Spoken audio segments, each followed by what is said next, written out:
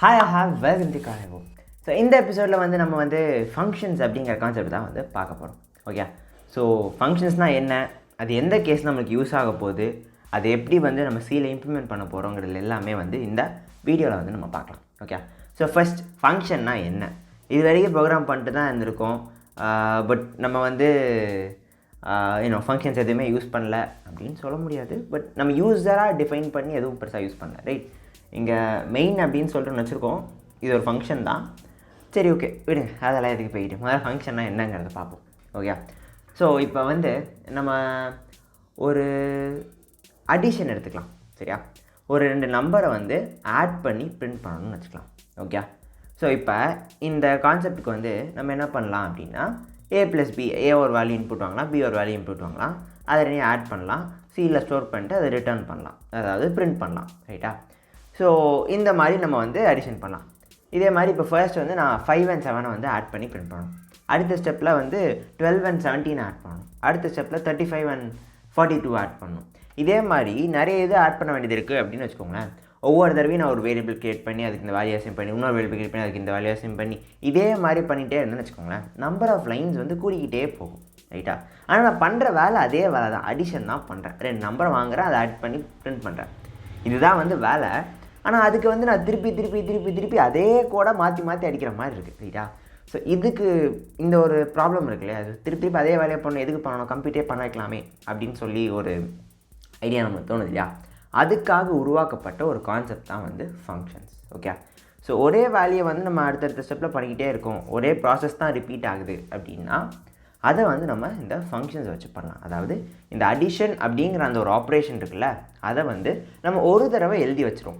அடிஷனுங்கிற ஆப்ரேஷன்னா அது இப்படி தான் பண்ணணும் அப்படிங்கிறத எழுதி வச்சிரும். 2 நம்பரை வாங்கணும், அதை வாங்கி ஆட் பண்ணி அதை பிரிண்ட் பண்ணணுங்கிறத அந்த இன்ஸ்ட்ரக்ஷனை வந்து நம்ம ஒரு தடவை எழுதி வச்சிரும். அதுக்கப்புறம் எப்போ நம்மளுக்கு அடிஷன் பண்ணணுன்னாலும் அந்த இன்ஸ்ட்ரக்ஷனை பார்த்து பண்ணிக்கோன்னு சொல்லிட்டு அந்த ஃபங்க்ஷனை வந்து நம்ம கால் பண்ணுவோம்னு சொல்லிட்டு அதுக்கு டேர்ம் வேர்டு, அதை பண்ணாலே போதும், தானாகவே 2 நம்பர்ஸ் அது வந்து வாங்கி இதை ஆட் பண்ணி பிரிண்ட் பண்ணிடும். ஓகே, ஸோ ஒவ்வொரு தடவையும் நம்ம வந்து அந்த நம்பரை வாங்கி ஆட் பண்ணி பிரிண்ட் பண்ணதுக்கு பதிலாக ஒரு தடவை எழுதிட்டு அந்த ஃபங்க்ஷன் நம்ம கால் பண்ணி நீயே இந்த வேலையை பண்ணி முடிச்சிடு அப்படின்னு சொல்லிட்டு அந்த வேலையை வந்து அதுக்கிட்ட ஒப்படைச்சிடுறோம். ஓகே, ஸோ இந்த மாதிரி ஒரு கான்செப்ட் தான் வந்து நம்ம ஃபங்க்ஷன்ஸ்னு சொல்கிறோம். ஸோ நம்மளுக்கு எத்தனை லைன்ஸ் ஆஃப் கோட் எழுதுகிறோம் அப்படிங்கிறது வந்து இதில் கம்மியாகுது. ஓகே, அண்ட் பார்க்கவும் ஈஸியாக புரியும். ரைட்டா, ஸோ இதுதான் வந்து ஃபங்க்ஷன் அப்படிங்கிறது.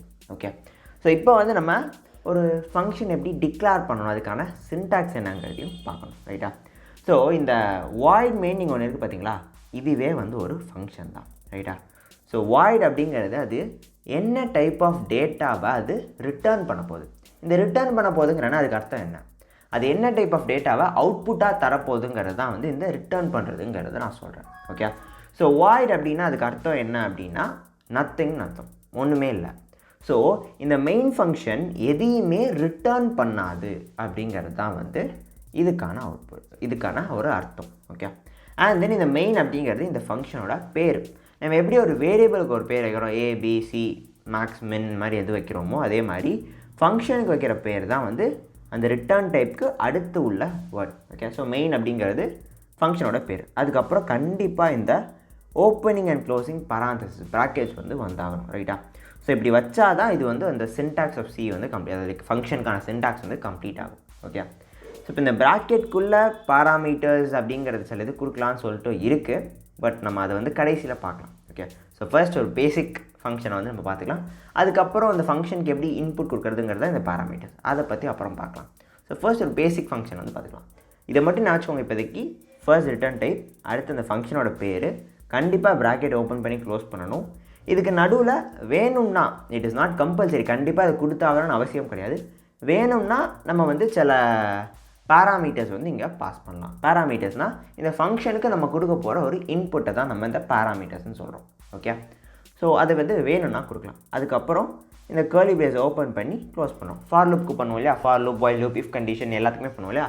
ஸோ அந்த மாதிரி கர்லி பிரேஸ் ஓப்பன் பண்ணி க்ளோஸ் பண்ணுவோம். இது வந்து இந்த மெயின் ஃபங்க்ஷன் எங்கே ஆரம்பித்து எங்கே முடியுதுங்கிறத வந்து டிஃபைன் பண்ணிட்டு. ரைட்டா, ஸோ இதுதான் வந்து ஒரு பேசிக் ஃபங்க்ஷனுக்கான syntax. Return type, name, parenthesis open பண்ணி க்ளோஸ் பண்ணணும், நடுவில் வேணும்னா பாராமீட்டர்ஸ் கொடுத்துக்கலாம், கர்லி பிரேஸ் ஓப்பன் பண்ணி அதுக்குள்ள ஸ்டேட்மெண்ட்ஸ் எழுதிக்கலாம், கர்லி பிரேஸ் க்ளோஸ் பண்ணி முடிக்கணும். ஓகே, ஸோ இதுதான் வந்து ஒரு பேசிக் ஃபங்க்ஷனுக்கான சின்டாக்ஸ். ஓகே, ஸோ இப்போ இந்த ஃபங்க்ஷனுக்கு வந்து நம்ம ஒரு புதுசாக ஒரு ஃபங்க்ஷன் எழுதிக்கலாம். ஓகே, அந்த ஃபங்க்ஷன் வந்து ஆட் அப்படின்னு வச்சுருந்தோம் இல்லையா. ஸோ இன்டீஜரை ரிட்டர்ன் பண்ணோம். 2 இன்டீஜரை வந்து இன்புட்டாக வாங்கி அதை ரிட்டர்ன் பண்ண போகுதுங்கிறதா ப்ரோக்ராமாக வச்சுக்கலாம். ஃபங்க்ஷனோட பேரை நம்ம ஆட்னே வச்சுக்கலாம். ஓகே, ப்ராக்கெட்டை ஓப்பன் பண்ணி க்ளோஸ் பண்ணிட்டோம்.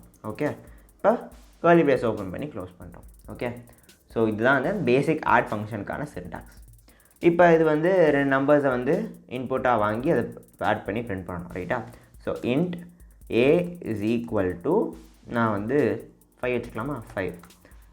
Int b is equal to 7. இதை வேணால் நம்ம யூசர் இருந்தாலும் வாங்கிக்கலாம், நம்ம இஷ்டம் தான். சும்மா பேருக்கு இங்கே வந்து ஏபின்னு சொல்லி நம்மளாவே வேல்யூஸ் கொடுக்குறோம். Int c is equal to a + b return c அப்படின்னு சொல்லி கொடுக்குறேன். சரி, இப்போ இதில் வந்து ஒரு புதுசாக ஒன்று மட்டும் தான் எங்களோட இருக்குது. இந்த முதல் இருக்க 3 லைன் நமக்கு யாருக்குமே யூஸ் பண்ண நார்மல் எக்ஸ்பிரஷன்ஸ் தான். அதில் எந்த கன்ஃபியூஷன்ஸுமே நம்மளுக்கு இல்லை. ஓகே, 2 வேரியபிள் டிக்ளேர் பண்ணியிருக்கோம், அதுக்கு வேல்யூ கொடுத்துருக்கோம். 3வது வேரியபிள் அதோட அடிஷனாக ஸ்டோர் பண்ணியிருக்கோம். இந்த ரிட்டர்ன் சி அப்படிங்கிறது என்ன பண்ணுது அப்படின்னா, சி அப்படிங்கிற வேல்யூ, அதாவது இந்த இன்டீஜர் சம் இருக்கு இல்லையா, அதை வந்து ரிட்டர்ன் பண்ணுது. இந்த ரிட்டர்ன் சொல்கிறோமே அப்படின்னா என்ன, அதுக்கு ஃபர்ஸ்ட் நம்ம ஃபங்க்ஷன் கால் அப்படிங்கிறதையும் பார்க்கணும். ஓகே, ஸோ இப்போ ஒன்று மட்டும் நோட் பண்ணிக்கோங்க.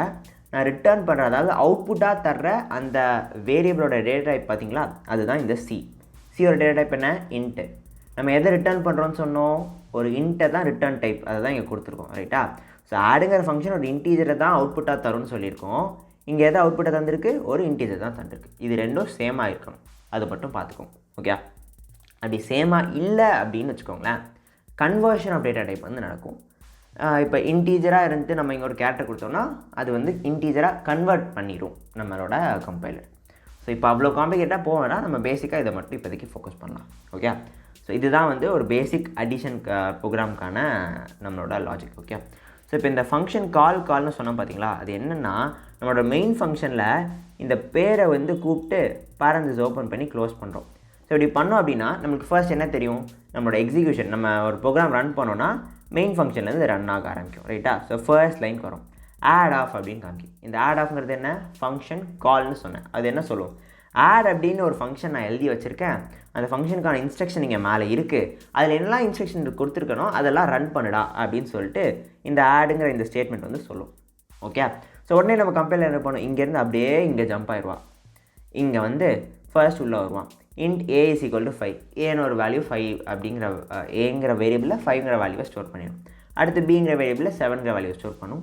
புதுசாக சிங்கிற வேரியபிளில் இதை ரெண்டையும் ஆட் பண்ணி 12 வரும், அதை ஸ்டோர் பண்ணும். இப்போ ரிட்டர்ன் சி அப்படின்னு சொல்லிட்டு கொடுக்குறேன். ஸோ இப்போ ரிட்டர்ன் சி அப்படின்னா இந்த ஆட் ஆஃப் அப்படின்னு நம்ம கால் பண்ண இந்த இடத்துல சியோட வேல்யூ வந்து ரிட்டர்ன் ஆகும். ஸோ அப்போ அதை நம்ம எங்கேயாவது ஸ்டோர் பண்ணி ஆகணும் இல்லையா, ஸோ அதுதான் இங்கே கொடுக்க போகிறேன். So int answer is equal to add ஆஃப்னு சொல்லிட்டு கொடுக்குறேன். ஓகே, ஸோ இப்போ இந்த ஆடுங்கிற ஃபங்க்ஷனை கால் பண்ணால் ரிட்டர்ன் சி, இந்த சிங்கிற வேல்யூ ரிட்டர்ன் ஆகும். அந்த சிங்கிற வேல்யூவை நான் இந்த ஆன்சருங்கிற வேரியபிளை ஸ்டோர் பண்ணுறேன். ஓகே, இது ஸ்டோர் பண்ணாமல் டேரெக்டாக பிரிண்ட்எஃப்ல கொடுத்து நம்ம பிரிண்ட்டு கூட பண்ணலாம், சும்மா பேருக்கு ஸ்டோர் பண்ணியிருக்கேன். வேணால் இதுக்கப்புறம் நம்ம அதையும் வந்து பண்ணி பார்த்துடலாம். ஓகே, இங்கே வந்து ஆன்சரை வந்து நான் பிரிண்ட் பண்ணுறேன். ஸோ இப்போ இதை ரன் பண்ணி நம்ம வெரிஃபை பண்ணி பார்த்துடலாம்.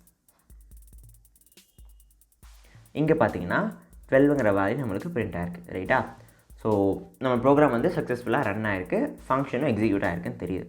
ஸோ நான் இப்போ அதை சொன்ன மாதிரியே இந்த புதுசாக ஒரு வேரியபிள் இங்கே க்ரியேட் பண்ணாமல் இங்கேயே அந்த ஃபங்க்ஷன் காலை நான் கொடுத்து காமிக்கிறேன். ஓகே, ஸோ இங்கேயே ஆடுங்கிற ஃபங்க்ஷனை கால் பண்ணிட்டேன். இது ஒரு சிங்கிற வேல்யூவை ரிட்டர்ன் பண்ணும். ஸோ இந்த ஆடுங்கிறதுக்கு பதிலாக சியோட வேல்யூ வேணால் 12 ரிட்டர்ன் ஆகும். ஸோ %dக்கு பதிலாக இங்கே 12ங்கிற அந்த இன்டீஜர் வந்து பிரிண்ட் ஆக போகுது. ஓகே, இப்போ திருப்பி ரன் பண்ணி காமிக்கிறேன். அதே அவுட்புட் தான் வரப்போகுது, இருந்தாலும் வருதுங்கிறத காமிக்கிறேன். ஓகே, ஸோ இதுவும் முடிஞ்சுது. ஓகே, ஸோ இதுதான் நம்ம ஃபங்க்ஷன் கால் அப்படின்னு சொல்லிட்டு சொல்கிறோம். ஸோ மெயின் ஃபங்க்ஷனில் எக்ஸிக்யூட் ஆகிருக்கிறது, திடீர்னு இந்த ஃபங்க்ஷன் கால் பார்த்தோன்னே அந்த இன்ஸ்ட்ரக்ஷனுக்கு இங்கே ஜம்ப் ஆயிரும். ஓகே, ஸோ திருப்பி இதெல்லாம் முடிச்சுட்டு திருப்பி இந்த இடத்துக்கே வரும், இதுலேருந்து அப்படியே கண்டினியூ பண்ணும். ஓகே, ஸோ இதுதான் வந்து நம்ம ஒரு ப்ரோக்ராம் எப்படி ஃப்ளோவாக எக்ஸிக்யூட் ஆகுதுங்கிறதுக்கான எக்ஸாம்பிளாக இருக்க போகுது. ஸோ இந்த வீடியோவில் வந்து நம்ம பேசிக்காக ஒரு ஃபங்க்ஷன்னா என்ன, அதை எப்போ யூஸ் பண்ணுவோங்கிறத படிச்சுப்போம். ஸோ நம்பர் ஆஃப் கோட்ஸை வந்து கம்மி பண்ணுறதுக்கும் பார்க்க ஈஸியாக புரியறதுக்காகவும் நம்ம ஃபங்க்ஷன்ஸை யூஸ் பண்ணுறோம். ரைட்டா? ஸோ இதுதான் வந்து இப்போதைக்கு பேசிக்காக படிச்சிருக்கோம். இப்போ இந்த ஃபங்க்ஷன்ஸ்லேயே இன்னும் நிறைய இருக்குது. இப்போ நீங்கள் பார்த்தீங்கன்னா நான் சொன்ன மாதிரி இந்த ஃபங்க்ஷனுக்கு வந்து நம்ம இன்புட்ஸ் கொடுக்கலாம் அப்படின்னு சொல்லிட்டு சொன்னேன், ரைட்டா? இது இப்போ இங்கே வந்து A5 அண்ட் B7ங்கிறது அந்த ஃபங்க்ஷனுக்குள்ளேயே நான் கொடுத்துருக்கேன். இது நான் இந்த மெயின் ஃபங்க்ஷனில் A = 5 அண்ட் B = 7ன்னு கொடுத்துட்டு இந்த A அண்ட் B வேல்யூஸை இன்புட்டாக நான் இந்த ஃபங்க்ஷன் கொடுத்து அது வந்து வேல்யூஸ் கம்ப்யூட் பண்ணி தர மாதிரியும் நம்மளால் பண்ண முடியும். ஓகே, ஸோ இப்போ வந்து இது வந்து ஒரு சிம்பிளாக பேசிக்காக அந்த சின்டாக்ஸை புரிஞ்சதுக்கான ப்ரோக்ராம். நம்ம நெக்ஸ்ட் எபிசோடில் வந்து யூசர்ட்டேருந்து அதை இன்புட்டாக வாங்குற மாதிரி வந்து பண்ணி பார்க்கலாம். ஓகே, ஸோ இந்த வீடியோ உங்களுக்கு பிடிச்சிருந்தா லைக் பண்ணுங்கள், கமெண்ட் பண்ணுங்கள், மறக்காமல் கூட சேனலுக்கு சப்ஸ்கிரைப் பண்ணுங்கள். இதே மாதிரி இன்னொரு சி ப்ரோக்ராமிங் சீரீஸோட நம்ம அடுத்த எபிசோடில் பார்க்கலாம். until then, bye bye.